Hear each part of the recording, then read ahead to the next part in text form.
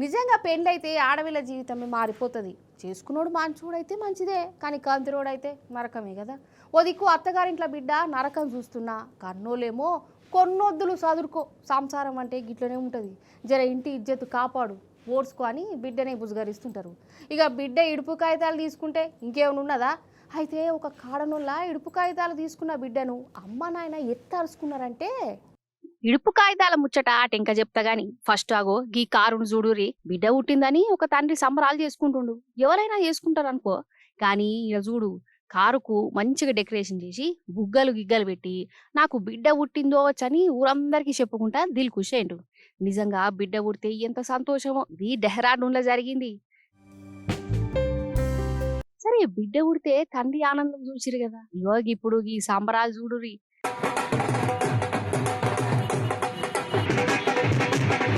ఇగో ఈమె మెడల దండేసి బ్యాండ్ మీనాలతోని ఇంటికి తీసుకొస్తారు ఇంట్లోళ్ళు. అంటే పరీక్షల ఫస్ట్ ర్యాంక్ వచ్చిందో లేకుంటే ఆటల పోటీలు ఫస్ట్ ప్రైజ్ తీసుకొచ్చిందని సంబరం అనుకునేరు. కాదు కాదు, బిడ్డకు ఇడుపు కాయిదాలు మంజూరైనందుకు అమ్మ నాయన పటాకులు కాల్చి బ్యాండ్ మేళాలు మేళతాళాలతోని బిడ్డకు గిట్ల స్వాగతం చెప్పిరు.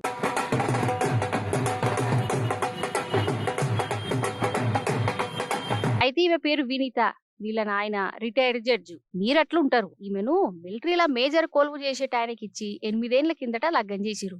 ఫస్ట్ లా ఆలు మొగలు మంచిగానే ఉండేనట, కానీ రాను రాను పెనిమిటి ఉన్ను అత్తామామ బాగా సతాయించేదట.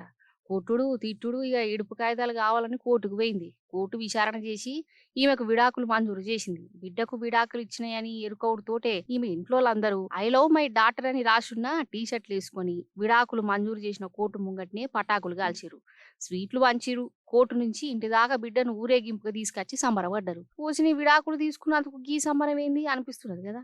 అయితే బిడ్డ పుట్టినప్పుడు దావతులు ఇచ్చి సంబరపడుడే కాదు, ఆమె బాధలు ఉన్నప్పుడు కూడా ఇమ్మతిచ్చుడు అమ్మ నాయన బాధ్యత.